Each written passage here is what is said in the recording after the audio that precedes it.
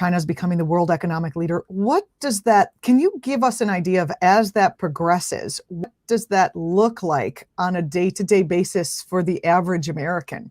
Because, you think, oh, China, oh, the movies are, but what does that happen? What happens in my house how I raise my children? What happens specifically to families, to people as this process continues?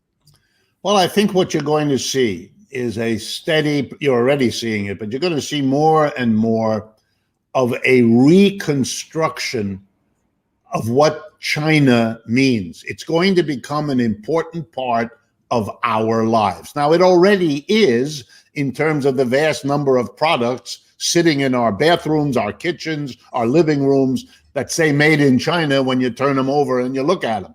Mm-hmm. You've already noticed that. Well, the Chinese want to cement their dominant position, and they're going to do that, and they're already doing it, and it's going to impact us. Let me give you a couple of examples.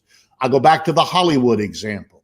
No one making a film in Hollywood at this point is going to be as dismissive, as hostile towards the Chinese as they have been in the past. Why? Because they need the Chinese market. And they know that that's going to be harder to get into if you're saying nasty things about their culture or their political system or their leaders, etc. Our politicians still live in the old Cold War mentality, so they're out there beating the drum, and they're getting frustrated because they're discovering that their audience isn't willing to go along with them. Here's the second one. More and more corporations are dependent on their business in China. We sell more General Motors sells more cars in China than it does in the United States. They are not going quietly to give up the enormous investments they've made to build these cars in China. They want to be able to continue to do that. China is a fast-growing economy. Every capitalist knows you want to be where the economy is on the upswing, and you don't want to be where it's going down. And their reality is we're going down, they're going up, and so they become an advocate for a very different relationship with China than that is wanted, especially by Republicans, but by Democrats as well. This disconnect between the political system and the actual needs of the economy, that's almost always won in capitalist system by the economic forces, not by the politicians. And they're going to have to recognize it, and you're going to see, here's a prediction I make with confidence. I don't know exactly when and how or who, but you're going to see politicians emerge who build their careers on this. I am going to work out a deal with China that allows us to do this and that, and there's peace, and we will be part of the growth that China has, and that will be an alternative to the people that are keeping knocking the Chinese because they think it's politically attractive. A last example. There are Americans who honestly are concerned about how the Chinese are treating a Muslim minority, the Uyghur people. And there may be very important issues there. I'm not commenting on that.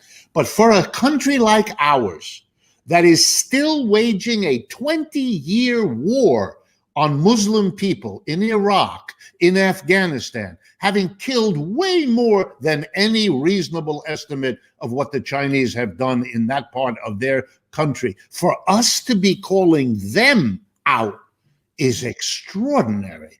I mean, the rest of the world looks at this and wonders what's wrong with the United States. Not because they justify anything the Chinese are doing. That's not the question. That may be bad behavior that should be called out for what it is, that should be stopped. But the United States is in a uniquely incapable way of doing that. And no Muslim, I can assure you, anywhere is in any way fooled. This is done for the American political mentality in which the United States is somehow clean and innocent, and the rest of the world are misbehaviors which we are going to punish with sanction. This arrogance it's unbecoming to anybody, but a society in decline that acts that way becomes laughably ridiculous. And if you look at the comedians in Europe, they're making fun of us all the time because we make it so easy. Professor Richard Wolff, host of Economic Update, thank you so much for being part of this wide-ranging discussion. I really appreciate your time today.